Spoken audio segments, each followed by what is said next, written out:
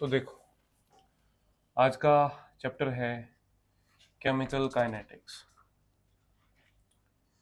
Chemical kinetics chemical kinetics में basically हम क्या पढ़ते हैं कि कोई भी रिएक्शन किस तरीके से प्रोसीड करता है, प्रोग्रेस करता है। खासकर इसमें हम सीखने वाले हैं प्रोग्रेस या growth of any chemical reaction with respect to time. कितने समय में कितना रिएक्शन कैसे कंप्लीट हुआ है, कैसे कंसंट्रेशन चेंज हुए हैं, कैसे प्रेशर चेंज हुआ है, ये सब हम केमिकल काइनेटिक्स में सीखते हैं। सबसे पहले आपको ये समझना है कि स्पीड के बेसिस पे जो केमिकल रिएक्शंस होते हैं वो कितने टाइप के होते हैं, 3 टाइप्स के होते हैं। अगर मैं बात करूं types of reaction on the basis of speed, तो सबसे पहला क्या होता है, फास्ट रिएक्शन। इस चैप्टर में बेसिकली हमें सीखना है किस तरीके से कोई रिएक्शन प्रोसीड होगा, उसमें कंसंट्रेशन कैसे चेंज होंगे, रिएक्टेंट के कंसंट्रेशन कैसे चेंज होंगे प्रोडक्ट का, और टाइम के रिस्पेक्ट में कंसंट्रेशंस का कैसे हम कैलकुलेशन कर सकते हैं। तो इसमें अच्छे क्वेश्चंस बनते हैं। चैप्टर भी आसान है, बहुत ज़्यादा एफर्ट नहीं लगाना पड़ता है, सिर्फ आपको टॉपिक्स को क्लियरली समझना है एंड फॉर्मूले को ये समझना है कि किस तरीके के क्वेश्चंस में कौन सा फॉर्मूला अप्लाई करना है। सबसे पहले अगर हम रिएक्शन की बात करें, केमिकल काइनेटिक्स में रिएक्शन कैसे प्रोसीड होता है, तो स्पीड के बेसिस पे 3 टाइप्स के रिएक्शन होंगे। सबसे पहला होगा फास्ट रिएक्शन। जितने भी आपके आयोनिक रिएक्शंस होते हैं वो सारे के सारे मोमेंट्री रिएक्शन होते हैं, फास्ट रिएक्शन होते हैं, क्षणिक रिएक्शन होते हैं, एक मोमेंट में रिएक्शन हो जाएगा। जैसे आयनिक रिएक्शन में क्या समझाया था, अगर आप AgNO3 सिल्वर नाइट्रेट में NaCl डालते हो तो तुरंत ही AgCl का व्हाइट PPT बन जाएगा प्लस NaNO3। तो ये जो रिएक्शन है ये एक फास्ट रिएक्शन के एग्जांपल में आता है। इसके अलावा मैं बात करूं सेकेंड रिएक्शन जो मॉडरेट रिएक्शन है। जितने भी हाउस होल्ड या कॉमर्शियल रिएक्शन होते हैं वो सारे के सारे मॉडरेट रिएक्शन होते हैं। जैसे हाइड्रोजन पेरोक्साइड का डिकम्पोजिशन ले लो, KMnO4 का डीकलराइजेशन ले लो, N2O5 का डिकम्पोजिशन ले लो। जितने भी कॉमर्शियल रिएक्शन आपको देखने को मिलेंगे वो सभी मॉडरेट स्पीड से, मीडियम स्पीड से होते हैं। तीसरा होता है स्लो रिएक्शन। नाम से ही क्लियर है कि इसका जो रेट होगा, उसकी जो स्पीड होगी बहुत ही स्लो होगी। जैसे कि rusting of iron, tarnishing of silver, green coating over copper surface, ये जितने भी एग्जांपल्स होते हैं कुछ सालों में या कुछ महीनों में होते हैं। तो ये सब के सब स्लो रिएक्शंस के एग्जांपल में आते हैं। सबसे पहले बात करें कि ठीक है, ये 3 रिएक्शन हो तो गए, इसको हमें एनालाइज कैसे करना है। तो यहां ध्यान दीजिएगा, अगर हमें किसी रिएक्शन के बारे में समझना है कि कैसे प्रोग्रेस हुआ है, तो सबसे पहले हमें यह समझना होगा कि कैसे हम उसको एनालाइज करें। और किसी भी रिएक्शन के प्रोग्रेस को एनालाइज करने में सबसे इंपॉर्टेंट रोल प्ले करता है, उसका नाम क्या है, रेट ऑफ रिएक्शन। कि कौन से रेट से कोई रिएक्शन हो रहा है। रेट का मतलब होता है कि anything that will change with respect to time. जैसे आप जानते हो स्पीड है, वेलोसिटी है, एक्सेलरेशन है, इन सब में हम टाइम के रिस्पेक्ट में निकालते हैं। अगर केमिकल रिएक्शन में रेट की बात करोगे तो इसमें सिंपल होगा कि चेंज इन कंसंट्रेशन ऑफ इधर रिएक्टेंट और product with respect to time. Concentration का चेंज होना टाइम के रिस्पेक्ट में आप क्या बोल सकते हो, उसको रेट ऑफ रिएक्शन बोल सकते हो। जैसे अगर मान लो मैंने कोई रिएक्शन लिया है A2P, जहां A रिएक्टेंट है और P प्रोडक्ट है, तो हम सबको पता है कि अगर मैं यहाँ पे ग्राफ ड्रॉ करूं कंसंट्रेशन वर्सेस टाइम का, अगर मैं ग्राफ ड्रॉ करूं तो इनिशियली अपने पास जो रिएक्टेंट है उसका कंसंट्रेशन मैक्सिमम होगा और जो पी के कंसंट्रेशन है वो क्या होगा, 0। बट एज टाइम प्रोसीड्स, धीरे धीरे ए का कंसंट्रेशन क्या होगा, कम होगा, और पी का कंसंट्रेशन क्या होगा, बढ़ेगा। ए का कंसंट्रेशन धीरे धीरे यहाँ पे कम होना स्टार्ट हो जाएगा और पी का कंसंट्रेशन ऐसे पैराबोलिक फॉर्म में या ऐसे बढ़ना स्टार्ट हो जाएगा। ठीक है, तो आप देख सकते हैं यहाँ जो ए का कंसंट्रेशन है वो टाइम के साथ क्या हो रहा है, डिक्रीज हो रहा है, और पी का कंसंट्रेशन टाइम के साथ क्या हो रहा है, इंक्रीज हो रहा है। इनिशियल उसका कंसंट्रेशन क्या था, 0। तो यहाँ पे अगर मैं न्यूमेरिकल फॉर्म में बोलूं कि रेट को क्या बोल सकते हो, तो रेट सिंपली होता है change in concentration with respect to change in time, तो यहाँ पे रेट ऑफ रिएक्शन हो जाएगा। अब हम सबको पता है कि कंसंट्रेशन का यूनिट क्या होता है, मोल पर लीटर, और टाइम यूजुअली हम किस में लिखते हैं, सेकंड्स में। तो अगर यहाँ पे रेट ऑफ रिएक्शन के यूनिट की बात करूं तो क्या हो जाएगा, मोल पर लीटर पर सेकेंड, ये इसका यूनिट हो जाएगा। अब अगर यहाँ पे मैं बात करूं कि कैसे आप यहाँ पे रेट को दिखा सकते हो, तो आप समझिए, अगर कोई ग्राफ y वर्सेस x में होता है, तो उसका स्लोप हम लिखते हैं dy बाई dx। क्या लिखते हैं, dy बाई dx। यहाँ पे अपने लिए y क्या है, कंसंट्रेशन, और x क्या है यहाँ पे, टाइम। तो यहाँ पे dc अपॉन dt जो होगा वो क्या मिलेगा, स्लोप मिलेगा। और जो dc अपॉन dt है, change in concentration upon change in time, d का मतलब क्या होता है, डिफरेंशियल चेंज। तो differential change in concentration with respect to differential change of time जो होगा वो आपको रेट ऑफ रिएक्शन देगा। मतलब इस ग्राफ का अगर मैं स्लोप निकालूं, कंसंट्रेशन वर्सेस टाइम के ग्राफ का अगर मैं स्लोप निकालूं, तो इस ए के लिए जो स्लोप आएगा वो नेगेटिव आएगा, ऑब्वियस सी बात है। और जो पी के लिए स्लोप आएगा वो कैसा आएगा, पॉजिटिव आएगा। ए के लिए स्लोप नेगेटिव आएगा क्योंकि डिक्रीजिंग कर्व है, और ए के लिए स्लोप कैसा आएगा, पॉजिटिव आएगा। तो अगर मैं यहाँ पे रेट ऑफ रिएक्शन अगर ए के लिए लिखता हूं तो ये होगा सिंपली ए का change in concentration with respect to time. अब क्योंकि यहाँ पे डिक्रीजिंग कर्व है इसलिए स्लोप कैसा आएगा, नेगेटिव। मतलब जो रेट लिखोगे वो क्या लिख सकते हो, rate of reaction minus D C A upon D T. क्या लिखोगे, minus D C A upon D T.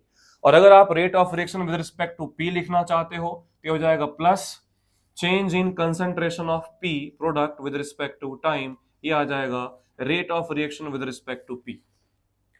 अगर आपने जो समय लिया है, जो चेंज लिया है वो डिफरेंशियल टाइम लिया है, डीसी अपॉन डी लिया है, तो इस रेट को आप इंस्टेंटेनियस रेट भी बोल सकते हैं। क्या बोल सकते हैं, इंस्टेंटेनियस रेट।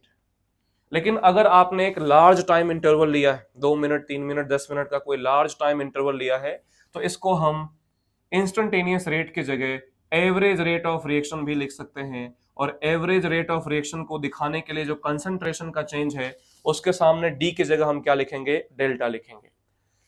तो किसी भी रिएक्शन का प्रोग्रेस कैसे करते हैं उसकी एनालिसिस के लिए हमें चाहिए rate of reaction. Rate of reaction होता है change in concentration of reactant और product with respect to time. अगर रिएक्टेंट की बात करोगे टाइम के साथ कंसंट्रेशन डिक्रीज होगा, प्रोडक्ट टाइम के साथ कंसंट्रेशन इंक्रीज होगा। और कंसंट्रेशन वर्सेस टाइम के स्लोप को ही क्या बोलते हैं, रेट ऑफ रिएक्शन। अगर वहां पे जो स्लोप में आपने चेंज लिया है वो डिफरेंशियल स्लोप चेंज लिया है तो उस रेट को हम क्या नाम देंगे, इंस्टेंटेनियस रेट ऑफ रिएक्शन। और अगर आपने थोड़ा बोल सकते हो जो टाइम इंटरवल है वो थोड़ा सा लॉन्ग लिया है, थोड़ा सा ज्यादा टाइम इंटरवल लिया है, तो इसको इंस्टेंटेनियस की जगह पे क्या बोलेंगे, एवरेज रेट ऑफ रिएक्शन। क्या बोलेंगे, एवरेज रेट ऑफ रिएक्शन। लेकिन ये तो एक सिंपल रिएक्शन हो गया।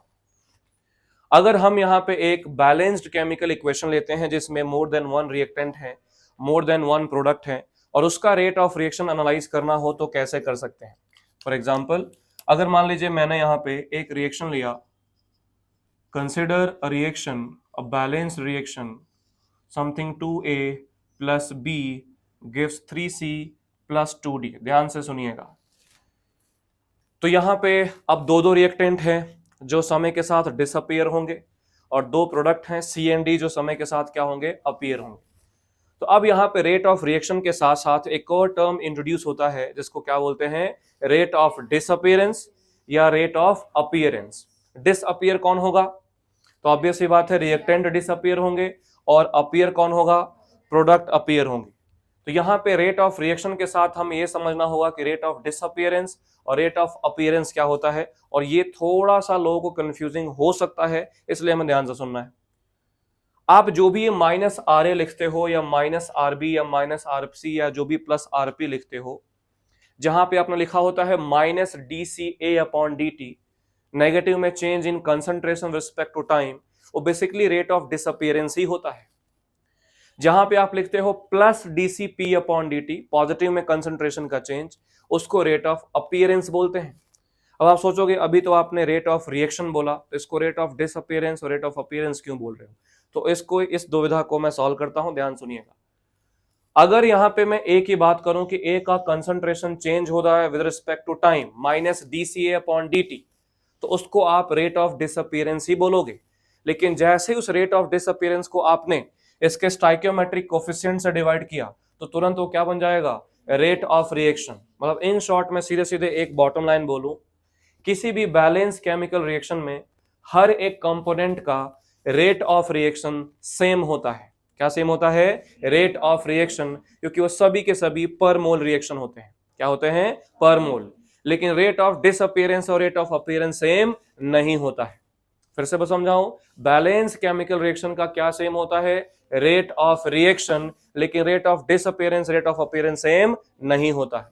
तो क्वेश्चन हम ये लिख कैसे सकते हैं रेट ऑफ डिसअपियरेंस अपीयरेंस को, तो देखिएगा बेटा, ए के लिए ए यहाँ पे कंसंट्रेशन ए का कम होगा कि बढ़ेगा, कम होगा, सो ऑब्वियसली ए के लिए क्या लिखोगे, रेट ऑफ डिसअपियरेंस.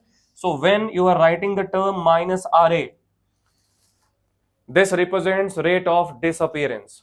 और इस रेट ऑफ डिसअपियरेंस को आप अगर इसके बैलेंसिंग मोल से डिवाइड कर दोगे तो ये टर्म पूरा का पूरा क्या बन जाएगा, रेट ऑफ रिएक्शन. क्या बन जाएगा, रेट ऑफ रिएक्शन. और ये रेट ऑफ रिएक्शन ए का किसके रेट ऑफ रिएक्शन के बराबर होगा, बी के रेट ऑफ रिएक्शन के बराबर होगा. तो बी को क्या लिखोगे, बी के लिए क्या लिखोगे, minus R B. What is this minus R B, rate of disappearance. लेकिन जैसे ही 1 से डिवाइड कर दोगे तो होल टर्म को क्या बोलेंगे, rate of reaction. And that will be equal to rate of reaction of C. Rate of reaction of C क्या होगा, प्लस आर सी, क्योंकि यहां पे प्रोडक्ट है तो अपीयर होगा, तो इसका नाम क्या लिखेंगे, rate of appearance of C upon 3 is equal to plus R D upon 2. ये क्या हो जाएगा बोलिए, rate of appearance of D, और डिवाइड बाय 2 कर दोगे तो ये सब के सब क्या हो जाएंगे, रेट ऑफ रिएक्शन. मतलब ये जो ओवरऑल टर्म है ये किसको रिप्रेजेंट कर रहा है बेटा, रेट ऑफ रिएक्शन को.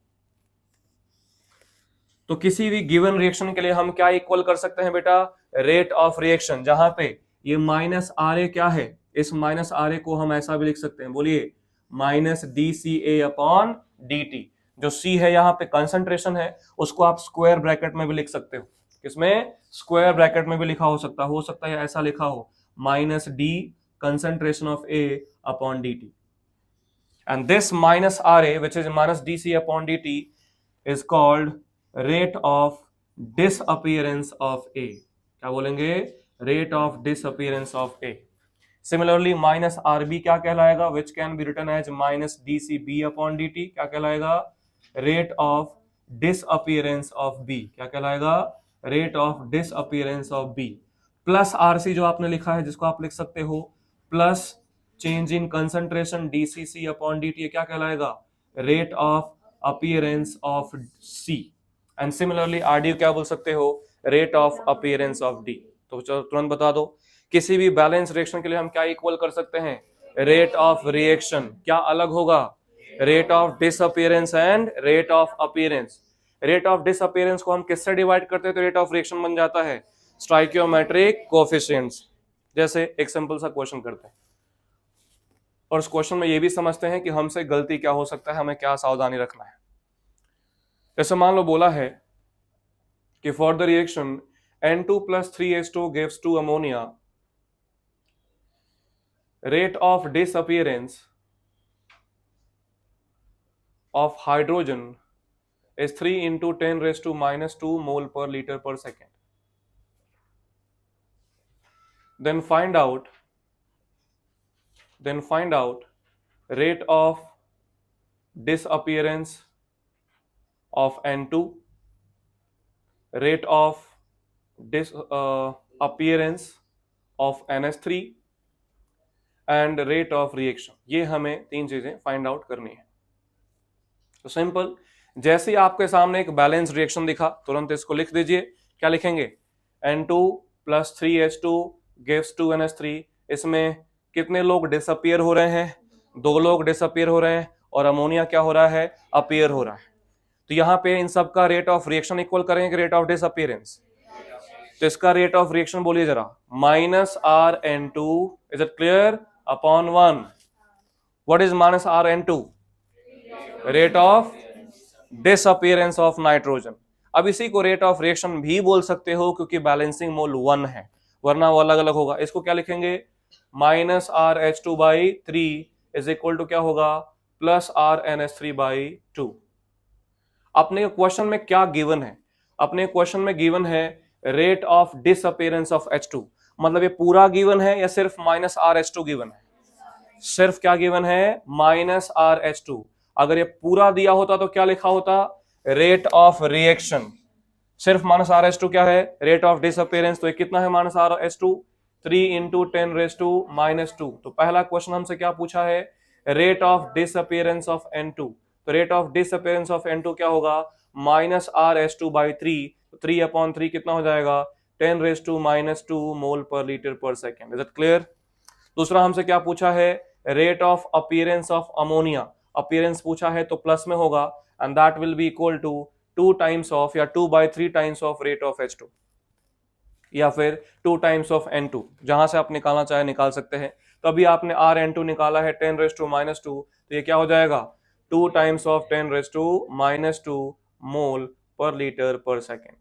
और तीसरा हमें क्या निकालना है, rate of reaction. Rate of reaction can be इधर दिस और दिस और दिस। तो -Rn2 निकाला ही आपने 10⁻², उसके 1 से डिवाइड कर देंगे, मतलब अगेन 10⁻² मोल पर लीटर पर सेकेंड, ये आ जाएगा रेट ऑफ रिएक्शन। इसमें जो एक गलती आपसे हो सकता है कि उन्होंने दिया हो rate of disappearance of H2 is 3 × 10⁻² ग्राम पर लीटर पर सेकेंड। मोल की जगह क्या लिखा हो, ग्राम, और हम जल्दीबाजी में हो सकता है गलत कर दें। तो उस ग्राम को पहले किस में डिवाइड करना पड़ेगा, मोल में। कैसे, ऑब्वियसली कैसे करोगे, डिवाइड बाय मोलर मास करोगे तो ग्राम किस में चला जाएगा, मोल में। तो बस ये एक गलती अपने से हो सकता है कि हम जल्दीबाजी में मोल पर लीटर की जगह ग्राम पर लीटर से ही क्वेश्चन सॉल्व कर दें, गलत हो जाएगा। तो ये जो basic rate of reaction, rate of disappearance और रेट ऑफ अपीयरेंस होता है वो समाप्त होता है। अब अगर मैं आगे बात करूं कि जो रेट ऑफ रिएक्शन हम लिख रहे हैं वो कौन कौन से फैक्टर्स पे डिपेंड करता है, ये जो रेट ऑफ रिएक्शन है वो कौन कौन से फैक्टर्स पे डिपेंड करता है, तो उसको हम समझते हैं। तो यहां पे हमें समझना है factors affecting rate of reaction. Factors affecting rate of reaction. तो सबसे पहले जो फैक्टर डिपेंड करेगा वो आप देख ही सकते हो कि रेट इक्वल टू लिख रहा हूं change in concentration with respect to time. तो सबसे पहला जो फैक्टर अफेक्ट करेगा वो कौन होगा, कंसंट्रेशन। रिएक्टेंट के कंसंट्रेशन पे भी डिपेंड करेगा और प्रोडक्ट के कंसंट्रेशन पे भी डिपेंड करेगा। मेजरली हम रिएक्टेंट के कंसंट्रेशन से निकालते हैं। अब कंसंट्रेशन आप कभी भी किसी भी टर्म के लिए यूज करते हो, लेकिन खासकर हम तब यूज करते हैं जब कंपोनेंट्स किस में हो, एक्वस फॉर्म में हो। लेकिन अगर कंपोनेंट गैसियस मीडियम में दिए हो तो आप कंसंट्रेशन की जगह क्या यूज कर सकते हो, पार्शियल प्रेशर। क्या यूज कर सकते हो, पार्शियल प्रेशर। मतलब rate also depends on partial pressure. तो जैसे जैसे अगर मैं कंसंट्रेशन या प्रेशर रिएक्टेंट्स का बढ़ाऊंगा, आप देखोगे रेट ऑफ रिएक्शन भी क्या होगा, बढ़ता जाएगा। और वो अभी हम प्रूव भी कर लेंगे। तो इन दोनों में जो रेट होगा वो डायरेक्टली प्रोपोर्शनल टू कंसंट्रेशन होगा या डायरेक्टली प्रोपोर्शनल टू प्रेशर होगा। Sometimes when reactants are solid, solids का ना ही कोई प्रेशर होता है और ना ही कोई फिक्स्ड या बोल सकते हो वेरिएबल कंसंट्रेशन होता है, क्योंकि उनका कंसंट्रेशन एक्सेस में लेते हैं जब सॉलिड होते हैं। तो सॉलिड्स के लिए जो मोर सुटेबल टर्म है to represent rate of reaction is surface area. क्या होता है, सरफेस एरिया। तो सरफेस एरिया के भी डायरेक्टली प्रोपोर्शनल होगा कि जितना रिएक्टेंट्स जो हैं सॉलिड हैं जिनका सरफेस एरिया ज्यादा है तो उतना ही रेट ऑफ रिएक्शन भी होगा। फोर्थ बात करूं तो फोर्थ होता है टेम्परेचर, जो सबसे सुटेबल टर्म है। और ऐसा एक्सपेरिमेंटली ऑब्जर्व किया गया है कि अगर मैं 10 डिग्री सेल्सियस टेम्परेचर बढ़ा देता हूं तो रेट ऑफ रिएक्शन ऑलमोस्ट क्या हो जाता है, double. Most of the reaction का ऑलमोस्ट डबल हो जाता है, जो हम आगे डिस्कस करेंगे। In fact catalyst can also increases the rate of reaction. Catalyst can also increases the rate of reaction. अगर कैटलिस्ट डालते हो तो भी ये रेट ऑफ रिएक्शन इंक्रीज कर देता है। कैसे इंक्रीज करता है ये आखिरी में हम इसको फैक्टर्स अफेक्टिंग में सीखेंगे। तो ये हो गया कौन कौन से लोग हैं जो रेट ऑफ रिएक्शन को डिटरमाइन करेंगे। अब ये क्वेश्चन आता है कि हम रेट ऑफ रिएक्शन लिखेंगे कैसे, क्योंकि अभी तक जो रेट ऑफ रिएक्शन लिख रहे थे, अगर मान लो अपने पास A plus B plus C plus D and so on करके प्रोडक्ट बन रहा है, तो अभी तक जो आपने रेट ऑफ रिएक्शन लिखा था RA/1, RB/2, RB/3 या वॉट एवर जो आप लिख रहे थे, वो रेट ऑफ रिएक्शन या तो A के टर्म में था या B के टर्म में था या C के टर्म में था। लेकिन अगर मैं ओवरऑल रेट ऑफ रिएक्शन लिखना चाहूं तो क्या ABC के टर्म में लिखेंगे या तीनों के टर्म में लिखेंगे। तो ओवरऑल रेट ऑफ रिएक्शन के लिए पहले आपको पता होना चाहिए, क्योंकि रेट इक्वेशन जो आप लिख रहे हो, जो रेट ऑफ रिएक्शन लिख रहे हो, ध्यान सुनिएगा, मैं यहाँ पे कुछ बातें इंपॉर्टेंट बोलने जा रहा हूं। अभी तक जो rate of reaction, rate of disappearance, rate of appearance लिख रहे थे वो आप इंडिविजुअली अलग अलग कंपोनेंट्स के लिख रहे थे। लेकिन किसी रिएक्शन का अगर ओवरऑल हमें रेट ऑफ रिएक्शन लिखना है, उसमें A B C या प्रोडक्ट कुछ भी आ सकता है। और ये लिखने के लिए आपको पहले ये पता होना चाहिए कि आपके सामने रिएक्शन कैसा है। मतलब अगर ओवरऑल रेट ऑफ रिएक्शन लिखना है तो हमारे सामने दो टाइप के रिएक्शन हो सकते हैं। एक ऐसे रिएक्शन जो सिंगल स्टेप में होते हैं जिनको हम क्या बोलते हैं, एलिमेंट्री रिएक्शन। और ऐसे रिएक्शन जो कॉम्प्लेक्स होते हैं, मोर देन वन स्टेप में होते हैं, सो क्या बोलते हैं, नॉन एलिमेंट्री रिएक्शन। मतलब रेट ऑफ रिएक्शन लिखने के लिए अभी हमें सीखना पड़ेगा कि what is elementary and what is non elementary reaction. What is elementary and what is non elementary reaction. अगर हमें ओवरऑल रेट ऑफ रिएक्शन लिखना है तो क्या आपको समझ में आया मैंने क्या बोला? अभी आपने जो कंपेयर किया है रेट ऑफ रिएक्शन या रेट ऑफ डिसअपियरेंस या रेट ऑफ अपीयरेंस, वो आपने किया है इंडिविजुअली ए बी सी और प्रोडक्ट के टर्म्स में। लेकिन अगर ओवरऑल हमें लिखना पड़ेगा तो हमें रेट ऑफ रिएक्शन लिखने के लिए पहले ये पता करना पड़ेगा कि रिएक्शन का नेचर कैसा है। तो वो रिएक्शन जो सिंगल स्टेप में आते हैं, वो रिएक्शन जो सिंगल स्टेप में होते हैं उनको क्या बोलते हैं? Elementary reaction. और जो reaction more than one step में, मल्टी स्टेप में होते हैं, उनको हम क्या नाम देते हैं? नॉन एलिमेंट्री रिएक्शन या complex reaction. Non elementary reaction या कॉम्प्लेक्स रिएक्शन। अब अगर अपने पास एलिमेंट्री रिएक्शंस हैं, अगर अपने पास एलिमेंट्री रिएक्शंस हैं, तो उस एलिमेंट्री रिएक्शन का आप रेट ऑफ रिएक्शन जो लिखोगे, जो रेट ऑफ रिएक्शन लिखोगे वो लॉ ऑफ मास एक्शन से लिख सकते हो। कैसे लिख सकते हो? Law of mass action. जैसे मान लो मैंने बोल दिया कि this reaction is elementary reaction, then law of mass action क्या बोलता है? लॉ ऑफ मास एक्शन बोलता है कि rate of reaction is directly proportional to concentration of the reactants. यहाँ रिएक्टेंट्स कौन है? ए और बी, तो directly proportional to concentration of reactant A into concentration of reactant B, each raised to the power of their balancing mole, each raised to the power of their balancing mole। तो A का balancing मोल कितना है? 1, B का balancing मोल क्या है? 2। तो rate will be proportional to A to the power 1 B to the power 2। और ये प्रोपोर्शनलिटी हटाओगे तो एक कांस्टेंट आ जाता है, that is K A to the power 1 B to the power 2।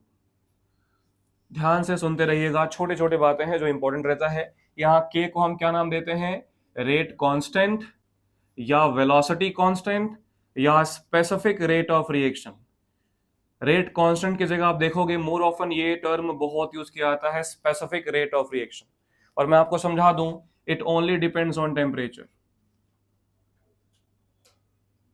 ये मैक्सिमम रिएक्शन के लिए सिर्फ टेम्परेचर पे ही डिपेंड करता है। कौन? Rate constant. लेकिन रेट ऑफ रिएक्शन इन 5 फैक्टर्स पर डिपेंड करता है। तो देख लेना, फैक्टर्स अफेक्टिंग में स्पेसिफिक रेट ऑफ रिएक्शन बोला है या सिर्फ रेट ऑफ रिएक्शन बोला है। अगर टर्म स्पेसिफिक ऐड हुआ तो ये 4 के 4 ऐसे एलिमिनेट हो जाएंगे, सिर्फ कौन रहेगा यहाँ पे? टेम्परेचर रहेगा।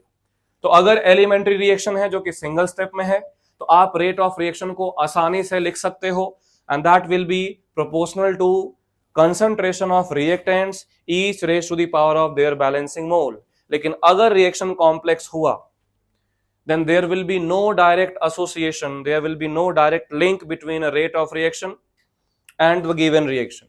क्योंकि वो जो गिवन रिएक्शन आपके सामने है वो एक से ज्यादा स्टेप्स में हो रहा है, तो आप इसको देख के आसानी से लॉ ऑफ मास एक्शन से नहीं लिख सकते। फिर आपको रेट एक्सपेरिमेंटली निकालना पड़ेगा। क्या निकालना पड़ेगा? एक्सपेरिमेंटली। कि कुछ एक्सपेरिमेंट्स दिया हो या सारे स्टेप्स आपके सामने दिए हो तो उन स्टेप्स को देख के लिखो। मतलब कॉम्प्लेक्स रिएक्शन का नाम लिखने के लिए, रेट लिखने के लिए आपको बहुत सारे टेक्निक्स को यूज करना पड़ सकता है। कैसे लिखेंगे वो तो मैं समझाऊंगा ही आगे, लेकिन मैंने सीधे बताया कि कितने टाइप के रिएक्शन हो सकते हैं रेट लिखने के लिए? 2, elementary and non elementary. Elementary कितने स्टेप में होते हैं? सिंगल स्टेप में। उनका rate of law of mass action से लिख सकते हो, जो कि डायरेक्टली कंसंट्रेशन ऑफ रिएक्टेंट के मल्टीप्लिकेशन के बराबर होगा, each raise to the power of their balancing mole. लेकिन ऑलवेज ये बैलेंसिंग मोल के पावर होगा जरूरी नहीं है, क्योंकि क्या पता कि रिएक्शन कैसा हो जाए? कॉम्प्लेक्स हो जाए। जैसे अगर मैं आपके सामने नॉन एलिमेंट्री का एग्जांपल लिखूं, नॉन एलिमेंट्री का एक एग्जांपल लिखूं, एनसीईआरटी से ही अगर मैं ले लूं, मान लो तो CH Cl3 प्लस Cl2 से CCl4 प्लस HCl एक रिएक्शन दिया गया है, और इसका जो रेट लिखा गया है is equal to K into CHCl3 into Cl2 का पावर 1/2। अब यहां देखो, क्या कोई भी आपको संबंध यहां दिख रहा है? अगर आप ये एलिमेंट्री मान के करते तो आप क्या लिखते? Rate is equal to rate constant into CHCl3 का पावर 1 इंटू Cl2 का पावर 1। लेकिन क्या ये दोनों में पावर 1 है? बिल्कुल भी नहीं। और पावर 1 नहीं है, इसका मतलब ये रिएक्शन कहीं से भी एलिमेंट्री नहीं है। ये कैसा है? Non elementary. तो क्या एलिमेंट्री और नॉन एलिमेंट्री कॉन्सेप्ट क्लियर हुआ? अगर आप रेट को डायरेक्टली रिएक्शन से देख के लिख पा रहे हो और वो रेट सही है तो एलिमेंट्री है, वरना आपको एक्सपेरिमेंटली डिटरमाइन करना पड़ेगा रेट इक्वेशन को। ये जो रिएक्शन होता है इसको बोलते हैं स्टाइकियोमेट्रिक इक्वेशन। क्या बोलते हैं? बोलो मेरे साथ, स्टाइकियोमेट्रिक इक्वेशन। और ये जो लिखा है उसको क्या बोलते हैं? Rate equation. This is called stoichiometric equation, this is called rate equation, they are always related to each other, ऐसा जरूरी नहीं है। when they will be related to each other that means reaction is elementary, single step में हो रहा है। अब इसके बाद जो कॉन्सेप्ट आता है एलिमेंट्री नॉन एलिमेंट्री सीखने के बाद, वो आता है molecularity and order of reaction. ध्यान से सुनिएगा, molecularity and order of reaction, इससे भी क्वेश्चंस बनते हैं। मॉलिक्यूलरिटी सिर्फ एक रिएक्शन को है ना थियोरेटिकली एग्जामिन करने के लिए बनाया गया था। इसका उतना सारा ऐसा कुछ फिजिकल सिग्निफिकेंस आपको देखने को नहीं मिलेगा, ये जस्ट एक थियोरेटिकल कॉन्सेप्ट है। लेकिन कोई भी रिएक्शन एक्चुअली में जो प्रोसीड होता है, कितना फास्ट हो रहा है, कितना स्लो हो रहा है, कैसा नेचर है, वो सब कुछ किससे डिटरमाइन होता है? ऑर्डर से। ऑर्डर एक एक्सपेरिमेंटली डिटरमाइंड डेटा है। ऑर्डर को हमेशा ऑलवेज भी शब्द हो तो ही सही करना है। ऑलवेज वो एक्सपेरिमेंटली डिटरमाइंड टर्म है, कौन? Order of reaction. तो अगर मैं सबसे पहले आपको समझाऊं कि मॉलिक्यूलरिटी क्या होता है, तो हम बोल सकते हैं कि जो मॉलिक्यूलरिटी है वो थियोरेटिकली होता है कितने number of reactant particles participate कर रहे हैं। अब वो रिएक्टेंट पार्टिकल्स भी हो सकते हैं, आयंस भी हो सकता है, मॉलिक्यूल भी हो सकता है, दैट डजंट मैटर। अगर किसी रिएक्शन में जितने भी रिएक्टेंट पार्टिकल पार्टिसिपेट कर रहे हैं उनको आप ऐड कर देते हो तो आपको क्या मिल जाता है? मॉलिक्यूलरिटी। जैसे मान लो एग्जांपल की बात करें कि अगर आपने NH4NO2 से N2 + 2H2O रिएक्शन देखा, तो इस रिएक्शन में कितने रिएक्टेंट पार्टिकल्स हैं? 1। तो इस रिएक्शन की मॉलिक्यूलरिटी कितना हो गया? 1। ये रिएक्शन का मॉलिक्यूलरिटी 1 हो गया। इस रिएक्शन को हम यूनिमॉलिक्यूलर रिएक्शन बोल सकते हैं। क्या बोल सकते हैं बेटा? Unimolecular reaction. मतलब मॉलिक्यूलरिटी हमेशा किससे निकाला जाता है? स्टोइकियोमेट्रिक इक्वेशन से या रेट इक्वेशन से? स्टोइकियोमेट्रिक इक्वेशन से। अगर मैंने आपके सामने एक और एग्जांपल ले लिया, suppose 2NO + O2 gives 2NO2,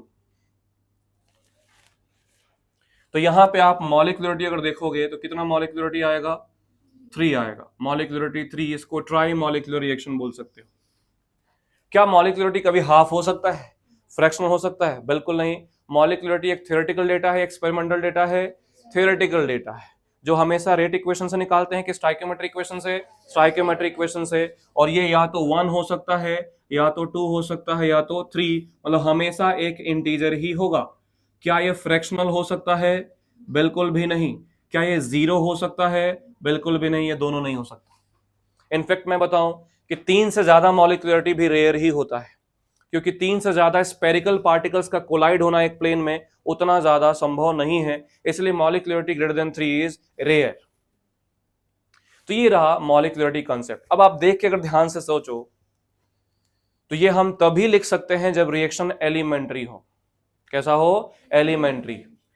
अगर कॉम्प्लेक्स रिएक्शन हुआ तो क्या कॉम्प्लेक्स रिएक्शन एक स्टेप में होता है? नहीं। अगर एक स्टेप में रिएक्शन ही नहीं हो रहा है तो क्या मैं एक स्टेप का मॉलिक्यूलरिटी बोल सकता हूं? बिल्कुल नहीं बोल सकता। मतलब अगर कॉम्प्लेक्स रिएक्शन आ गया तो हर एक स्टेप की अपनी एक अलग मॉलिक्यूलरिटी होगा। तो अगर मैं मॉलिक्यूलरिटी को ओवरऑल समराइज करूं तो सीधे सीधे बोलूंगा, इन an elementary reaction the number of reactant particles participating in the reaction is called molecularity. It will be an integer 1 2 3, it cannot be 0 or fractional. It is a theoretical data, so it does not affect by changing pressure or changing temperature. ये हुआ molecularity क्या होता है। अब मैं अगर बात करूं ऑर्डर ऑफ रिएक्शन क्या है, ऑर्डर ऑफ रिएक्शन क्या है, तो इसको ध्यान से समझिए। रिएक्शन ऑफ अगर मैं कोई भी रिएक्शन की बात करूं, उसका अगर हम ऑर्डर निकालना चाह रहे हैं तो ऑर्डर एक एक्सपेरिमेंटल कॉन्सेप्ट है। क्या कॉन्सेप्ट है? एक्सपेरिमेंटल। उसको एक्सपेरिमेंटली ही निकाला जाता है। बहुत सारे तरीके हैं, बहुत सारे एक्सपेरिमेंट करने के तरीके हैं जिससे आप ऑर्डर को निकाल सकते हो। अगर मैं बेसिक टर्म में अभी ऑर्डर सिखाऊं तो ऑर्डर को निकालने के लिए चाहिए रेट इक्वेशन। क्या चाहिए? Rate equation. तो यहां पहला डिफरेंस क्रिएट हो गया। मॉलिक्यूलरिटी के लिए क्या चाहिए? Stoichiometric equation. ऑर्डर के लिए क्या चाहिए? Rate equation. देखो कैसे। तो ये ऑर्डर होता क्या है? ऑर्डर हम बोलते हैं it is sum of power of concentration of reactants in a rate equation. किसी भी रेट इक्वेशन में जो भी कंसंट्रेशन होगा रिएक्टेंट्स का, अगर उसका पावर आप ऐड कर देते हो तो क्या मिल जाएगा? Order of reaction. जैसे मान लीजिए कि मैंने रिएक्शन दिया, suppose A plus 2B gives C, और इसका रेट भी सामने गिवन है K into A into B का पावर 2। दूसरा मैंने दिया reaction 2N2O5 gives 4NO2 plus O2, और इसका मैंने रेट दिया rate equal to K into N2O5। Order को जानने के लिए आपको किसके पास जाना पड़ेगा, रेट के पास कि रिएक्शन के पास? रेट के पास। रेट से यहां क्या देख के लग रहा है, अगर रिएक्टेंट का पावर ऐड करूं, ए का पावर कितना है 1, बी का पावर कितना है 2, तो ऑर्डर कितना आ जाएगा 1 प्लस 2 इक्वल टू 3। क्या ये रेट इक्वेशन स्टोइकियोमेट्रिक इक्वेशन से रिजेंबल हो रहा है? क्या आप लिखते, अगर लॉ ऑफ मास एक्शन मान के लिखते तो क्या आप यही लिखते, दैट मीन्स ये रिएक्शन कैसा है, एलिमेंट्री है।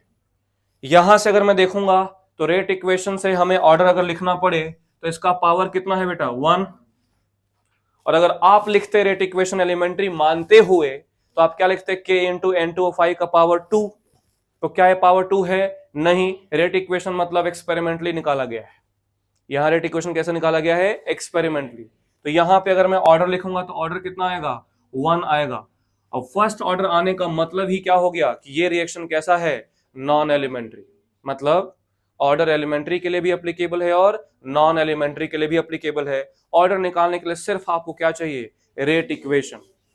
क्या चाहिए, rate equation.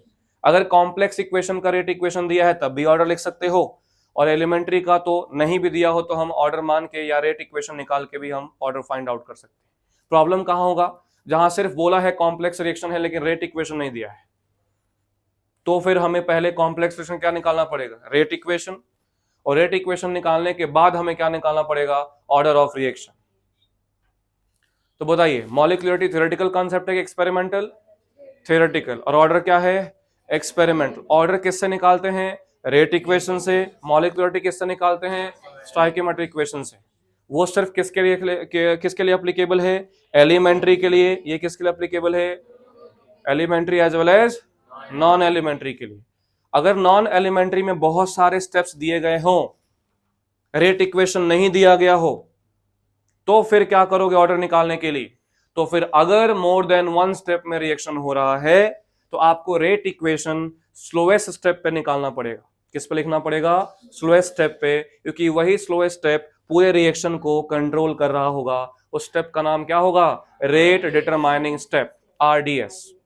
So in case of complex reaction, rate equation can be written by the help of slowest step of the reaction known as rate determining step। और एक बार आपने rate लिख दिया उसके बाद क्या लिख सकते हो, ऑर्डर ऑफ रिएक्शन लिख सकते हो। और जो ऑर्डर है इट कैन बी 1, 2, 3, 0, फ्रैक्शनल, ये सब कुछ हो सकता है। ऐसा नहीं है कि ये 0 नहीं हो सकता या फ्रैक्शनल नहीं हो सकता। और क्या प्रेशर टेम्परेचर चेंज करने से ऑर्डर चेंज होगा, डेफिनेटली, क्योंकि एक एक्सपेरिमेंटल कॉन्सेप्ट है तो ये डेफिनेटली चेंज होगा। आई बात समझ में? तो कुछ सिंपलिस्टिक मैं आपके सामने क्वेश्चन लिखता हूं जिसका एलिमेंट्री और नॉन एलिमेंट्री में ध्यान में रखते हुए आपको मॉलिक्यूलरिटी और ऑर्डर लिखना है। जैसा देखो, अगर मैंने एग्जांपल लिखा 2NO plus O2 gives 2NO2, and मैंने रेट भी लिखा है साथ में K into NO square into O2। Second है 2O3 gives 3O2, और रेट भी हमने लिखा K इंटू O3 का पावर 2 इंटू O2 का पावर -1। अगर मैं लिखा 2N2O5 से 4NO2 प्लस O2, और रेट लिखा K इंटू N2O5, तो बताओ क्या ये रिएक्शन एलिमेंट्री है या नॉन एलिमेंट्री? यस और नो, एलिमेंट्री है नो? क्या है ये, एलिमेंट्री नॉन एलिमेंट्री? एलिमेंट्री, क्योंकि ऑब्वियसली ये दोनों रिजेंबल कर रहे हैं। तो यहाँ पे मॉलिक्यूलरिटी भी लिख सकते हैं, कितना होगा मॉलिक्यूलरिटी बेटा 3, और ऑर्डर कितना होगा बेटा 3। ये देख के क्या लग रहा है, स्टोइकियोमेट्रिक इक्वेशन रेट इक्वेशन देख के क्या एलिमेंट्री लग रहा है? ये कैसा है, नॉन एलिमेंट्री। और अगर ये नॉन एलिमेंट्री है तो पहले तो मॉलिक्यूलरिटी क्या लिख दोगे, नॉट डिफाइंड। मॉलिक्यूलरिटी सीधा क्या लिख देना है, not defined.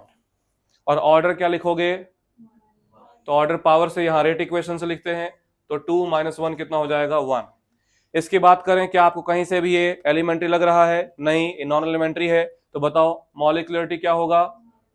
Not defined. Order कितना होगा? तो पावर सिर्फ 1 है तो 1।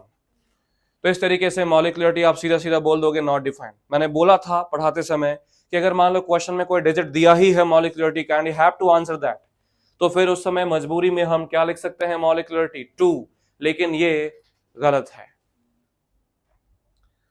क्लियर? तो ये एक बेसिक क्वेश्चन है जिसके बेसिस पे आप देख सकते हो कि आपके सामने ये ऑर्डर और मॉलिक्यूलरिटी निकाला जा सकता है। और भी क्वेश्चंस आते हैं जिसपे एक्सपेरिमेंटल डेटा दिया गया होता है। ध्यान सुनना, अब मैं क्या बोलने जा रहा हूं। बोला एक रिएक्शन A प्लस B से P है और कुछ ऑब्जर्वेशंस देखे गए। क्या देखे ऑब्जर्वेशन? कि on doubling the concentration of A, on doubling the concentration of A, rate increases by 2 times. Rate increases by 2 times. And second observation देखा गया, on doubling the concentration of A and B, rate of reaction increases by 8 times. ऐसे questions भी पूछे जाते हैं।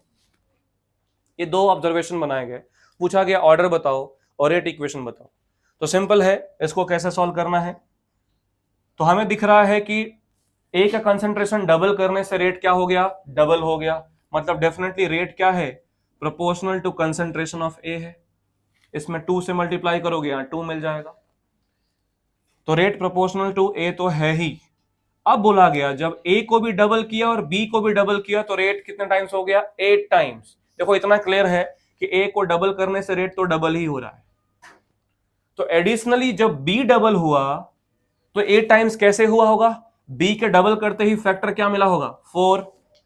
भाई B को double करने से रेट में 4 का फैक्टर कम मिलेगा जब बी यहां पे क्या रहा होगा? स्क्वायर रहा होगा।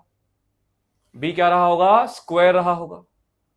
तो इस तरीके से अगर मैं रेट लिखना चाहूं तो रेट क्या आ गया? Proportional to A into B का पावर 2। क्या इस रिएक्शन को देख के आप ऐसा लिख सकते थे?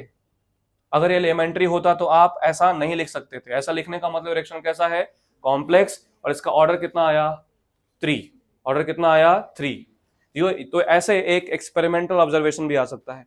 मान लो नेक्स्ट क्वेश्चन में कुछ बोला गया कि एक रिएक्शन है ए से पी, ध्यान दीजिएगा, या ए प्लस बी से पी एक रिएक्शन है और क्या ऑब्जर्वेशन किया गया? देखिए फर्स्ट ऑब्जर्वेशन किया गया कि ए को डबल करने से, ए के कंसंट्रेशन को डबल करने से रेट में कोई फर्क नहीं पड़ा। Rate is constant.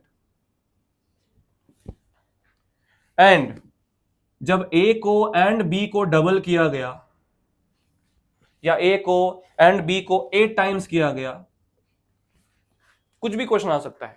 या हो सकता है मान लो सिर्फ बी दे दे कि बी को जब हमने 8 टाइम्स इंक्रीज किया तो रेट 2 टाइम्स बढ़ गया।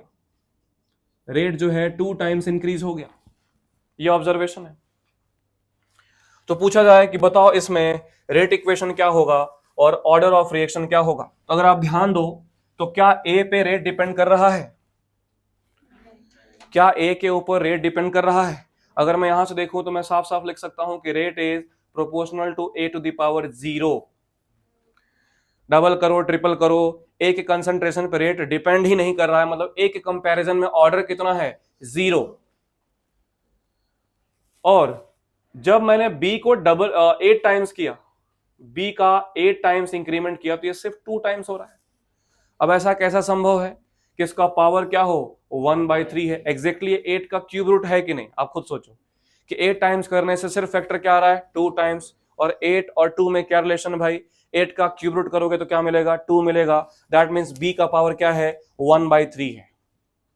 तो इस हिसाब से अगर मैं देखूंगा तो रेट क्या आ जाएगा? Rate proportional to A into B to the power 1/3 और ए पे क्या हो जाएगा? 0। मतलब ए लिखो ना लिखो कोई फर्क नहीं पड़ता। तो यहां से ऑर्डर कितना आ गया बेटा? 1/3। तो ये एक एक्सपेरिमेंटल ऑब्जर्वेशन है। और जो लास्ट टाइप का क्वेश्चन आपसे ऑर्डर में पूछा जा सकता है, देखो ये सारे मैंने पॉसिबिलिटी आपके सामने रख दी है कि कैसा कैसा क्वेश्चन आपके सामने आ सकता है। या तो ऐसे बेसिक सा क्वेश्चन आया कि आपको स्टोइकियोमेट्रिक इक्वेशन में दिया हो, रेट इक्वेशन में दिया हो, या कुछ ऐसे ऑब्जर्वेशन आया कि इसका कंसंट्रेशन डबल करने पे रेट में ये फर्क पड़ रहा है, या ट्रिपल करने पे रेट में ऐसा इंक्रीमेंट या डिक्रीमेंट हो रहा है, and you have to find out the order of reaction. तो उस केस में आपको रेट इक्वेशन लिखना पड़ता है। तीसरा आपने देखा होगा, ये काफी फेमस क्वेश्चन है, आपके बोर्ड्स में भी पूछा जाता है कि कुछ एक्सपेरिमेंट्स किए गए हैं for the reaction A plus B to P, there is some concentration of A, concentration of B and rate is given. They are, बोल सकते हो समथिंग 3 एक्सपेरिमेंट्स वर मेड, और हर एक्सपेरिमेंट में अलग अलग कंसंट्रेशंस को यूज किया गया और अलग अलग रेट ऑफ रिएक्शन ऑब्जर्व हुए। जैसे मान लो मैंने बोला कि ए का कंसंट्रेशन 0.02 मोलर है और बी का कंसंट्रेशन 0.02 मोलर है, तो ये 2 इंटू 10⁻³ मोल पर लीटर पर सेकेंड है। जब मैंने इसको 0.02 मोलर किया, मतलब 0.02 मोलर ही रखा, और इसको 0.04 मोलर किया, तो मान लेता हूं कि ये 4 इंटू 10⁻³ हो गया।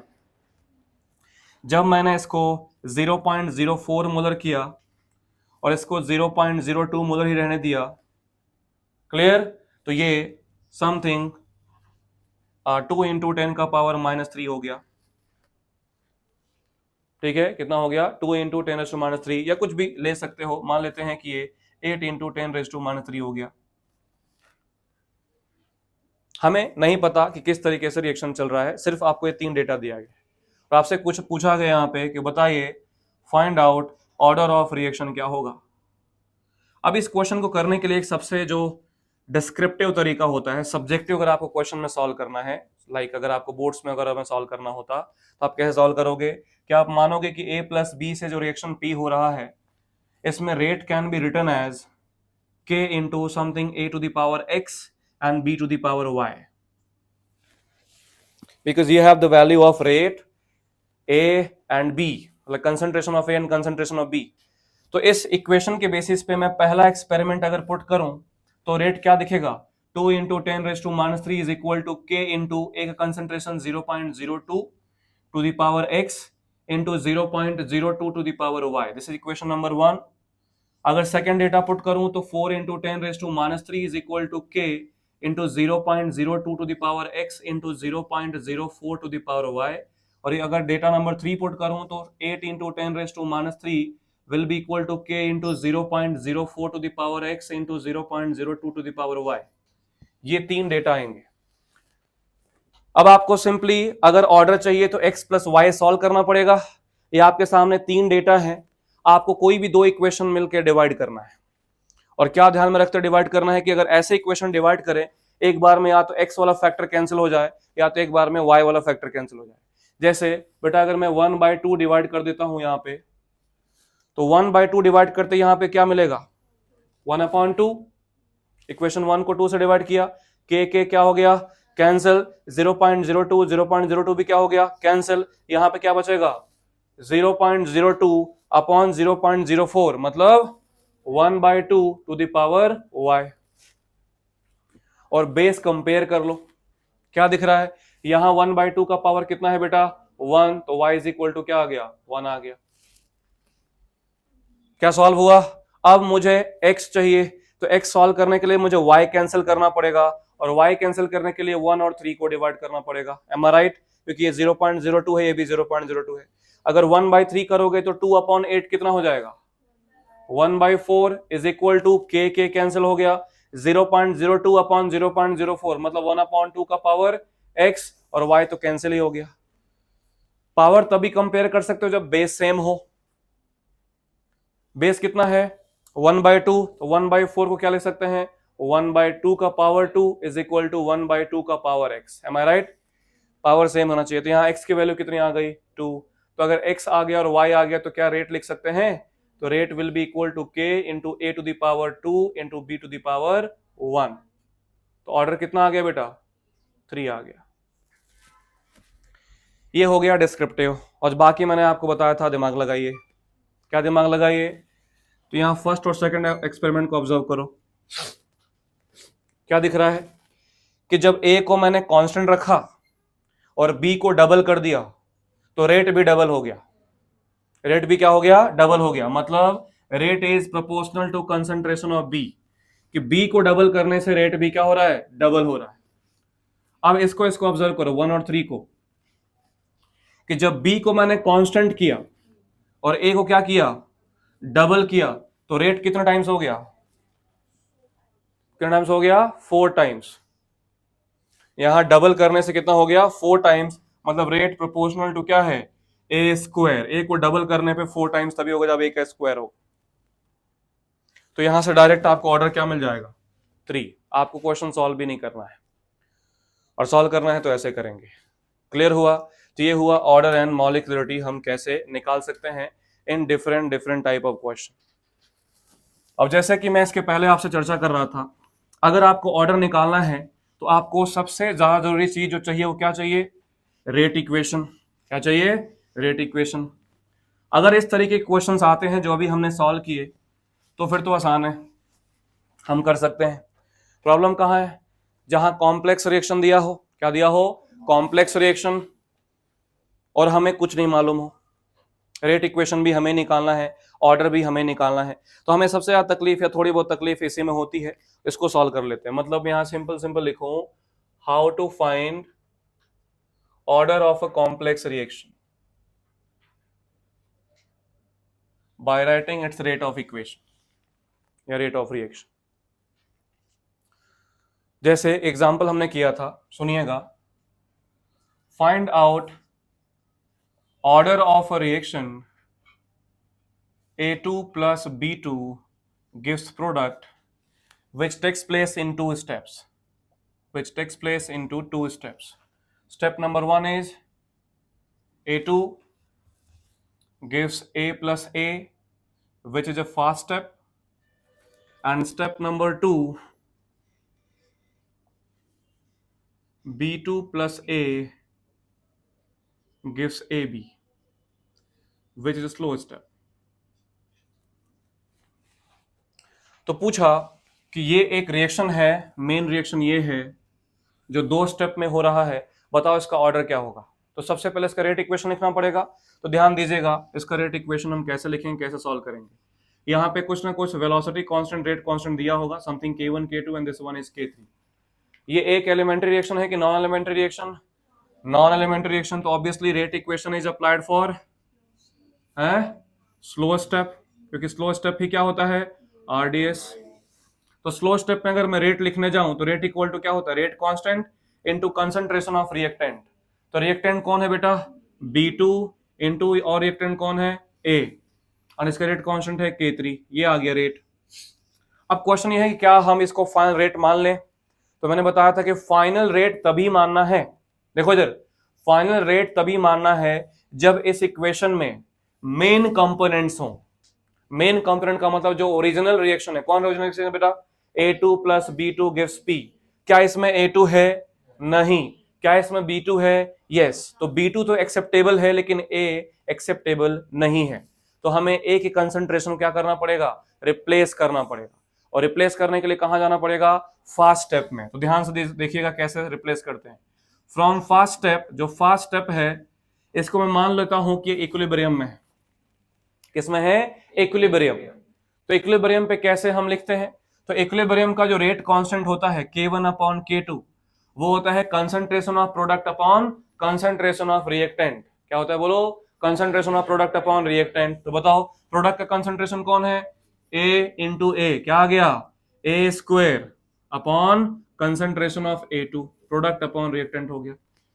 इस K1 अपॉन K2 को समथिंग K डैश मान लूं, तो बताओ यहां से A स्क्वायर, जो कंसंट्रेशन ऑफ A स्क्वायर है वो कितना आ जाएगा, K dash into A2, K dash into A2, और स्क्वायर अगर हटा दूं तो क्या आ जाएगा, पावर 1/2। इस A को उठा के यहां पुट कर दो, तो बताओ रेट इज इक्वल टू क्या आ गया, K3 इंटू B2 तो चाहिए ही, और A2 जो है क्या आ गया, K डैश का पावर 1/2, K डैश का पावर 1/2 इंटू A2 का पावर 1/2। अब ये कांस्टेंट है और ये भी कांस्टेंट है, ये दोनों को मिलकर एक नया कांस्टेंट किए, डबल डैश लिख दो, और यहाँ B2 एज इट इज हो गया, और A2 का पावर क्या आ गया बेटा, 1/2। तो यहाँ टोटल ऑर्डर जो आया कितना आ गया, 1 + 1/2 बोले तो 3/2। तो इस तरीके से आप लिख सकते हो कि इसका ऑर्डर ऑफ रिएक्शन कैसे लिख सकते हैं कॉम्प्लेक्स रिएक्शन का। क्या क्लियर है? ऐसे ही दूसरा क्वेश्चन मैंने दिया था जो आप खुद भी सॉल्व कर सकते हैं, जो कि काफी फेमस है। 2O3 से 3O2 ओजोन है, ओजोन का डिकम्पोजिशन हो रहा है और इसके 2 स्टेप दिए हैं। अब मैंने आपको बोला था कि अगर थोड़े अच्छे लेवल के क्वेश्चन बनते हैं तो ये स्टेप नहीं दिए होते हैं ओजोन वाले, तो ध्यान रखना है इसका। तो पहले स्टेप में जो ओजोन है O3 वो टूटता है O2 प्लस O में, जो कि एक फास्ट स्टेप है। फास्ट को हमेशा ऐसे रिवर्सिबल मान के सॉल्व करने का है, ठीक है। और जो स्लो है वो है O3 plus O gives 2O2, ये स्लो स्टेप है। तो आपको निकालना है ऑर्डर। तो बताओ कैसे करेंगे बेटा। अगर मुझे रेट लिखना है तो फास्ट पे लिखूंगा स्लो पे, तो चलो लिखते हैं रेट इज इक्वल टू क्या आएगा, समथिंग रेट कांस्टेंट के इनटू O3 इनटू O। क्या चाहिए और क्या नहीं चाहिए, O3 चाहिए और O नहीं चाहिए, क्योंकि मेन कंपोनेंट में बेटा O3 है और O2 है।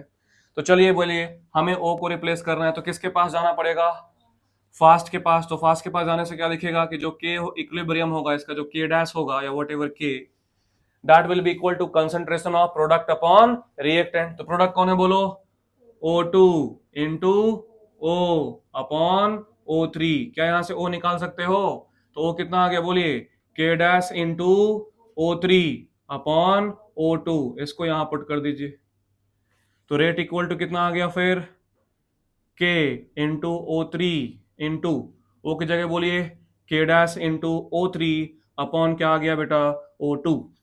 O3 इंटू O3 क्या हो गया, O3 का स्क्वायर, और नीचे O2 ऊपर जाएगा तो क्या बन जाएगा, O2 का पावर -1 और इसको के डैश। तो बार बार मैं यही लिख रहा था, अगर ध्यान दो तो O3 का पावर 2 इंटू O2 का पावर -1, इसलिए जो रेट होगा या ऑर्डर होगा वो कितना आ गया, 1 आ गया।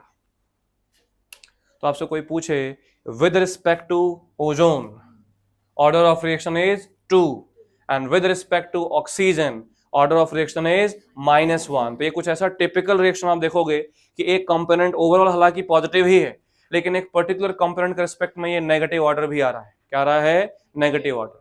तो इस तरीके से अभी हमने सीख लिया fast reaction, slow reaction, moderate reaction, rate of reaction, rate of disappearance, rate of appearance, factors affecting rate of reaction, elementary non elementary reaction, और इसके अलावा हमने सीख लिया है ऑर्डर एंड मॉलिक्यूलरिटी कैसे निकालते हैं, चाहे वो एलिमेंट्री हो चाहे नॉन एलिमेंट्री। अब मैं अगर मैं यहां कोई भी रेट इक्वेशन लिख रहा हूं तो आप देख रहे हो रेट कांस्टेंट तो आ ही रहा है कि नहीं। रेट ऑफ रिएक्शन का यूनिट तो हमें पता है, क्या, मोल पर लीटर पर सेकेंड, लेकिन रेट कांस्टेंट का यूनिट नहीं पता है। तो चलो यहां निकाल लेते हैं, क्या, यूनिट ऑफ रेट कांस्टेंट। और ये याद रखना, प्रॉब्लम क्या है, प्रॉब्लम है अपनी जल्दीबाजी। वो तुम्हें रेट ऑफ रिएक्शन की जगह कब स्पेसिफिक रेट ऑफ रिएक्शन लिख दें, कब सिर्फ रेट ऑफ रिएक्शन लिख दें, वो सबसे समस्या वाली बात है। तुम्हें आएगा सब, लेकिन एग्जाम के बाद तो क्या फायदा है। बुद्धि चल रही है, लेकिन जब लड़ाई हो गई उसके बाद बुद्धि चल रही है तो कोई फायदा नहीं, उस आर्ग्यूमेंट का क्या फायदा है। लड़ाई के वक्त अगर अच्छी अच्छी बातें याद ना है, उसके बाद गुस्से में हाँ मैं ये जवाब दे सकता था, मैं ये जवाब दे सकती थी, ऐसे दिमाग में आता है, लेकिन लड़ाई के वक्त बत्ती गुल रहती है। सेम कहानी इधर सेम है।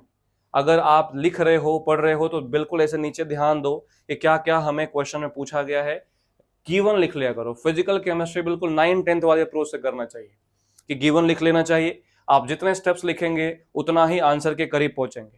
तो यहाँ पे सिंपल अगर मैं रेट कांस्टेंट यूनिट की बात करूं, फॉर्मूला तो पहले लिख देता हूं, क्या आ जाएगा, कंसंट्रेशन का पावर 1 - n टाइम का पावर -1। मेन मुद्दा यही है। कैसे प्रूव किया होगा, तो मान लेते हैं कि कोई एक nth ऑर्डर रिएक्शन होगा, तो nth ऑर्डर रिएक्शन में रेट क्या होगा, k इंटू ए का पावर n, हाँ या ना। रेट का यूनिट क्या होता है बेटा, concentration by time is equal to k, और ये खुद क्या है, कंसंट्रेशन का पावर n। इस कंसंट्रेशन पावर n को नीचे डिवाइड करो, ऊपर जाएगा तो क्या हो जाएगा, -n। अब ये पहले से एक 1 मौजूद है और ऊपर क्या चला गया, -n, तो क्या बन गया बोलो, कंसंट्रेशन का पावर 1 - n, और नीचे का टाइम ऊपर ले जाऊंगा तो क्या बन जाएगा, टाइम इनवर्स। जहां n क्या है बेटा, इधर एन जो हमने कंसिडर किया था nth ऑर्डर रिएक्शन बोले तो ऑर्डर ऑफ रिएक्शन है। तो अगर आपसे कोई पूछे कि जीरो ऑर्डर के लिए रेट कांस्टेंट का यूनिट क्या होगा, जीरो के लिए यहां जीरो हो जाएगा, कंसंट्रेशन का पावर 1 मतलब मोल पर लीटर, और टाइम इनवर्स मतलब सेकंड इनवर्स। हो सकता है ऐसा भी लिखा रहे मोलर सेकंड इनवर्स, क्योंकि मोल पर लीटर को हम मोलर भी बोलते हैं। अगर फर्स्ट ऑर्डर बोलेगा, देखो n इक्वल टू 1 बोलेगा तो क्या करोगे, n इक्वल टू 1 के लिए ये 1 माइनस 1 क्या हो जाएगा, जीरो, कंसंट्रेशन का पावर जीरो, जीरो बोल दो, हाँ, किसी का पावर जीरो क्या होता है 1, तो सिर्फ क्या बचेगा टाइम इनवर्स, तो आंसर क्या हुआ सेकंड इनवर्स। तो इस तरीके से जो बेसिक इंट्रोडक्शन होता है वो हो गया खत्म। अब बढ़ते हैं आगे। Order, molecularity, elementary, non elementary, rate of reaction, rate of disappearance, appearance लिखने के बाद अब हम चलते हैं रिएक्शन के नेचर पे, कि अगर कोई रिएक्शन प्रोसीड हो रहा है तो उसको एनालाइज कैसे करेंगे, अगर कोई रिएक्शन प्रोसीड हो रहा है तो उसको हमने पढ़ना कैसे है। मतलब अब हमें सीखना है इंटीग्रल रेट इक्वेशन। क्या सीखना है बोलिए, इंटीग्रल रेट इक्वेशन।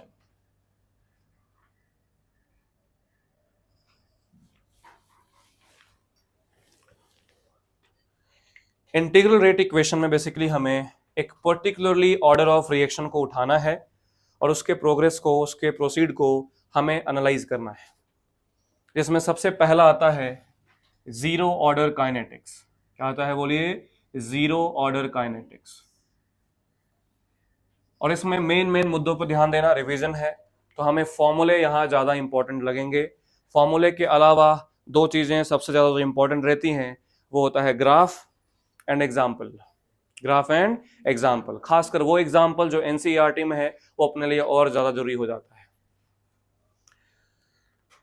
आप अगर बोर्ड्स में जाओगे तो आपसे इसका डेरिवेशन भी आ जाता है कि चलो इसको प्रूव करके बता दो कि जीरो ऑर्डर काइनेटिक्स और फर्स्ट ऑर्डर काइनेटिक्स कैसे आता है। तो सिंपल है, सीधे सीधे बोलना है कि मान लेते हैं कि जीरो ऑर्डर रिएक्शन है, consider a zero order kinetics या zero order reaction something A to P in which the concentration of A at T equal to 0 is something Ca naught.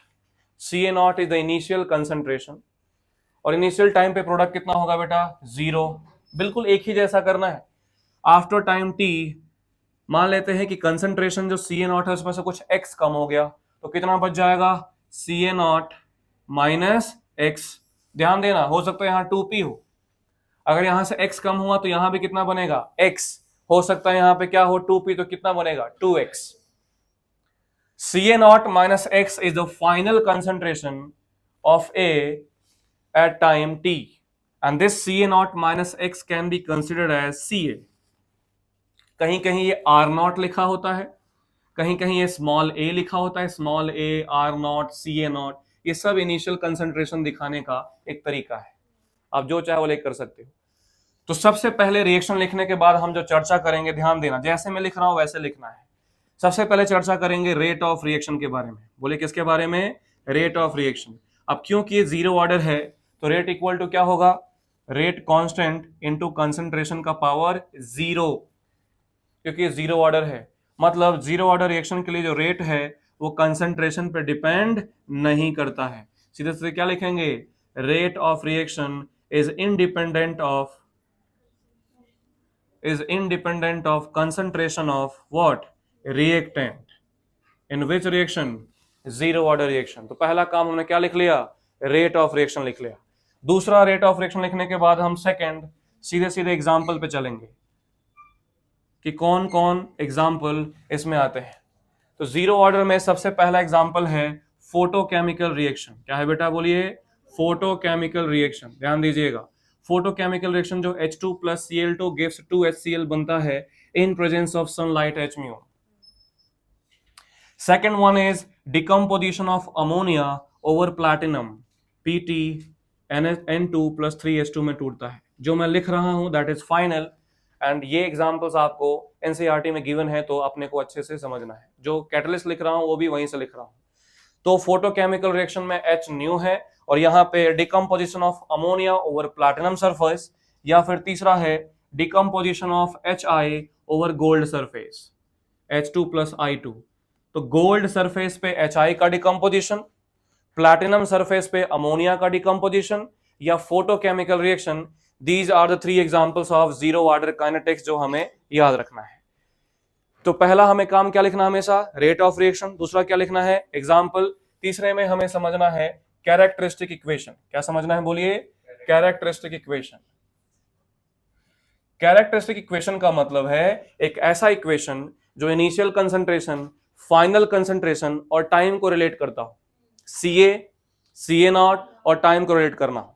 तो कैसे डिराइव करना है, सिंपली, तो अपने पास rate का formula क्या है, रेट इज इक्वल टू क्या है, K। अब रेट अगर मैं लिखूं ए के कंपैरिजन में, एक रिस्पेक्ट में, तो एक रिस्पेक्ट में रेट क्या होगा, minus DCA upon DT। Why I am using the term minus, क्योंकि ये डिसअपीयरेंस है, खत्म हो रहा है, इज इक्वल टू क्या होगा, K। तो DCA DT को यहां भेज दिया, इक्वल टू क्या बन गया, DT। दोनों तरफ कर देना है इंटीग्रेट। जब टाइम t इक्वल टू 0 है तो कंसंट्रेशन कितना है, CA नॉट। जब टाइम t है तो कंसंट्रेशन कितना है, CA। dx का इंटीग्रेशन क्या होता है, x। तो DCA का इंटीग्रेशन कितना होगा, CA। तो यहां माइनस साइन है, CA naught, CA equal to K DT, T का इंटीग्रेशन 0 से T। बोलो upper limit minus lower limit, तो CA माइनस CA नॉट, लेकिन क्योंकि माइनस टर्म है तो क्या आ जाएगा, CA naught minus CA equal to KT। तो यहां से CA इज इक्वल टू क्या आ गया, बोलिए, CA naught minus KT। This is the characteristic equation जो जीरो ऑर्डर के लिए यूज करना है। CA क्या है, what is CA here, final concentration, जिसको हम किस तरीके से लिखते हैं, CA naught minus x. K अपना रेट कांस्टेंट है और T क्या है, टाइम है। जो फोर्थ एनालिसिस करना है वो क्या लिखना है, यूनिट ऑफ रेट कांस्टेंट। अभी समझाया, यूनिट ऑफ रेट कांस्टेंट होता है concentration to the power 1 minus n, time to the power -1। अगर n की वैल्यू 0 पुट कर देते हो तो क्या आ जाता है, मोल पर लीटर पर second. Is it clear. Fifth one is half life time. Fifth one is half life time. Half life time क्या होता है भाई, हाफ लाइफ टाइम को T50 या T1/2 से रिप्रेजेंट करते हैं। तो हाफ लाइफ टाइम बेसिकली वो टाइम है जब 50% कन्वर्जन हो जाए।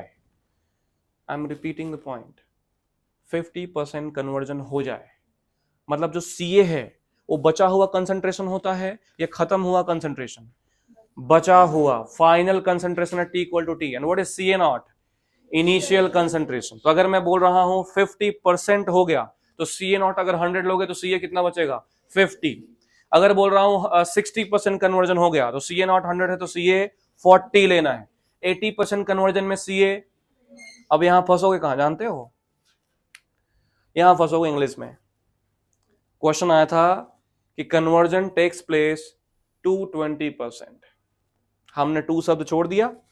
अब अगर उसने बोला टू 20%, मतलब CA हमें क्या लेना है, 20।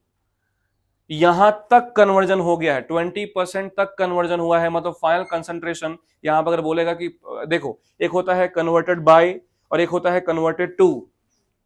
अगर कन्वर्टेड टू शब्द यूज किया गया है तो वहां तक हुआ है, and that will be the final concentration. अगर बोला है 40% कन्वर्जन हो गया, दैट मीन्स 40% खत्म हो गया, तो बचा कितना, 60%। अगर बोला 80% तक कन्वर्जन हुआ है तो फाइनल कंसंट्रेशन वहां पे 80 ही लिखोगे। तो ध्यान देना कि इंग्लिश में कहीं कंफ्यूजन ना हो जाओ। तो देखो इधर T50 अगर हमें निकालना हाफ लाइफ टाइम, तो ये वो कंसंट्रेशन है, ये वो टाइम है बोल सकते हो जहां पे कंसंट्रेशन हाफ हो जाए। कंसंट्रेशन हाफ हो जाए मतलब इनिशियल या फाइनल, फाइनल कंसंट्रेशन इनिशियल का हाफ हो जाए, मतलब CA की वैल्यू क्या हो जाए, CA नॉट बाई 2, वो टाइम निकालना है। तो अगर CA की जगह मैं CA नॉट बाई 2 रख दूं यहां पे, तो CA not by 2 minus CA not कितना हो जाएगा, minus CA not by 2। Minus minus अगर कैंसिल हो जाएगा तो T हाफ कितना आ जाएगा, CA नॉट बाई 2 और K डिवाइड हो गया, ये बन गया। और यहां सबसे इंपॉर्टेंट टर्म क्या आ गया, बोलो, half life time is directly proportional to initial concentration for which order reaction, zero order reaction. क्या बोला मैंने, फिर से बोलो आप लोग, half life time of zero order reaction is directly proportional to initial concentration. और इसकी मदद से आप ये भी निकाल सकते हो कि 75% कन्वर्जन के लिए कितना टाइम लगेगा, टाइम रिक्वायर्ड फॉर 75% कन्वर्जन। अब यहां भी मेरे को समझाना पड़ेगा, इसको 3/4 लाइफ बोलते हैं। तो देखना, तुम्हें 75% सुन के आनंद आता है, 3/4 में घुचोड़ देते हो ये क्या पूछ दिया। 3/4 लाइफ मतलब इतना परसेंट कन्वर्जन हो चुका है, 1/4 के बारे में बात करनी है। तो आपसे जब भी क्वेश्चन आएगा टी फॉर 75%, तो आप देखोगे हाफ लाइफ टाइम से इसको रिलेट कर सकते हैं। कैसे? तो मान लेता हूं इनिशियल कंसंट्रेशन CA0 है, इसको आधा होने में CA0/2 होने में टाइम कितना लगा, मान लिया T50, आधा होने में टाइम कितना लगेगा T50 हाफ लाइफ टाइम। इसको और आधा किया तो CA0/4। अब बताओ, अगर मैंने यहां इनिशियल कंसंट्रेशन हाफ कर दिया तो हाफ लाइफ टाइम भी हाफ हो जाएगा। क्यों?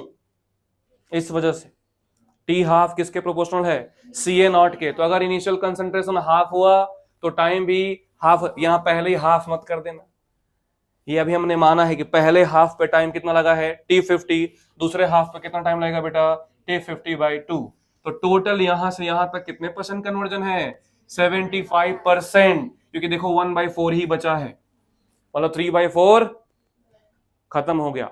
तो फिर T75 कितना आ गया, time required for 75% is 3/2 times of time required for 50%। तो अगर अपने को हाफ लाइफ टाइम दिया है तो कितने परसेंट का टाइम निकाल सकते हैं, 75% का।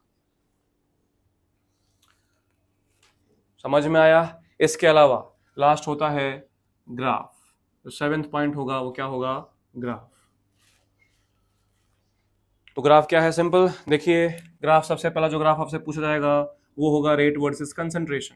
क्या होगा बोलिए, रेट वर्सेस कंसंट्रेशन। तो अगर आप रेट वर्सेस कंसंट्रेशन निकालते हैं, कोई भी ग्राफ बनाना है, सबसे पहले ढूंढो कि क्या अपने पास ऐसा कोई इक्वेशन है। तो रेट और कंसंट्रेशन में कोई डिपेंडेंसी है नहीं, रेट इंडिपेंडेंट होता है, मतलब सीधा ग्राफ ऐसा आएगा। तो मैं क्वेश्चन कैसे आता है, ऐसा नहीं ग्राफ ड्रॉ करो, अगर ऑब्जेक्टिव आएगा तो ये ग्राफ है, पूछे किसका है, ऑर्डर बताओ, तो आपको देखना पड़ेगा कि किस तरीके से पूछा गया है। सेकंड जो ग्राफ आ सकता है वो आएगा कंसंट्रेशन वर्सेस टाइम का। किसका बेटा, कंसंट्रेशन वर्सेस टाइम। तो चलो तुरंत इक्वेशन ढूंढो, क्या ऐसा कोई इक्वेशन है? तो सी और टाइम में रिलेशन है, बोलिए क्या आएगा, C is equal to CA0 minus KT। बोले तो y एक्सिस में ये है, इज इक्वल टू ये x एक्सिस में है, तो x के साथ हमेशा क्या होता है m, तो y is equal to C minus MX, मतलब स्लोप कैसा है, नेगेटिव, और स्ट्रेट लाइन होगा, इंटरसेप्ट CA0 है। तीसरा आ सकता है कि हाफ लाइफ टाइम और इनिशियल कंसंट्रेशन को रिलेट करो। तो हाफ लाइफ टाइम और इनिशियल कंसंट्रेशन कैसे हैं, डायरेक्टली या इनवर्सली है, directly. This one is y and this one is x, so remaining 1/2k is m। तो y इक्वल टू क्या है बेटा, mx, y equal to mx, और y equal to mx graph कैसा होता है, straight line passing through origin and the slope is, the m is 1/2k। तो ये क्वेश्चन भी आ चुका था कि जीरो ऑर्डर में टी हाफ वर्सेस CA0 का कंसेंट जो स्लोप है वो इतना है, बताओ रेट कांस्टेंट कितना होगा। तो तुम्हें पहले जीरो ऑर्डर का इक्वेशन पता करना है, उसका ग्राफ बनाना है, और ग्राफ से आपको क्या दिख रहा है कि स्लोप है वो कितना है, 1/2k। समझ में आया? तो इस तरीके से जीरो ऑर्डर का ये रहा एनालिसिस। अब मैं तुम्हें दो टाइप के क्वेश्चन यहां पे बता देता हूं जिससे कि जीरो ऑर्डर कंप्लीटली समाप्त हो जाए। ध्यान दीजिएगा।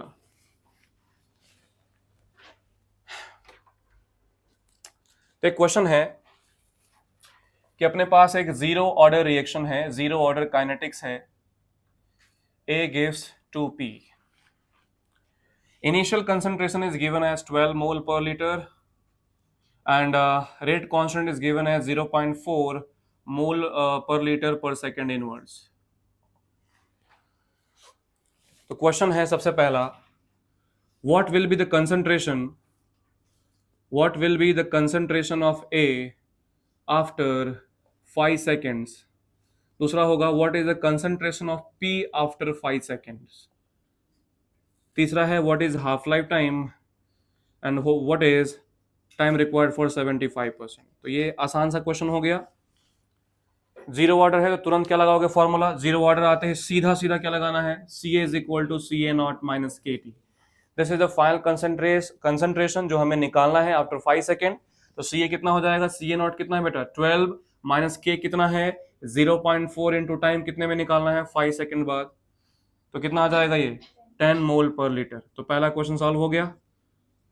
तो ये A का कंसंट्रेशन है which is remaining after 5 second which is 10 मोल पर लीटर। अब हमें निकालना है कि बताओ P का कंसंट्रेशन कितना होगा। इसमें हम फंस सकते हैं, तो A से 2P है, कुछ समय बाद कितना बना होगा 2x। अगर ये CA0 रहा होगा तो ये कितना रहा होगा 0। जब ये CA0 माइनस x होगा, मतलब जब CA हो जाएगा तो कितने हो जाएगा 2x। क्या ये हमें CA पता है? CA इज इक्वल टू कितना है अपने पास, CA0 माइनस x। CA कितना है 10, 12 माइनस x, x कितना दे रखा है 2, मतलब ये कितना होगा 4 मोल पर लीटर। P का कंसंट्रेशन कितना होगा 4 मोल पर लीटर। कितना दिया था 12, कितना बचा 10, तो रिएक्ट कितना होगा 2। अगर इसका 2 रिएक्ट होगा तो इसका कितना बनेगा 4, क्योंकि 2P है। क्या टाइम रिक्वायर्ड फॉर 50% निकल जाएगा। हाफ लाइफ टाइम का फॉर्मूला CA0 बाई 2K, तो CA0 कितना है 12/2 और K तो पता ही है, तो उस तरीके सॉल्व कर लोगे। और अगर हाफ लाइफ टाइम निकल जाएगा तो T75 भी निकल जाएगा, क्या 3/2 टाइम्स ऑफ T हाफ। दूसरा क्वेश्चन जो आता है कि for zero order reaction if time required for 40% conversion is something 15 minutes, then what is the time required for 60% conversion। ऐसे क्वेश्चन जरूर पूछे जाते हैं, तो इसमें बैठ के यूनिटरी मेथड मत लगाना, टाइम वेस्ट है।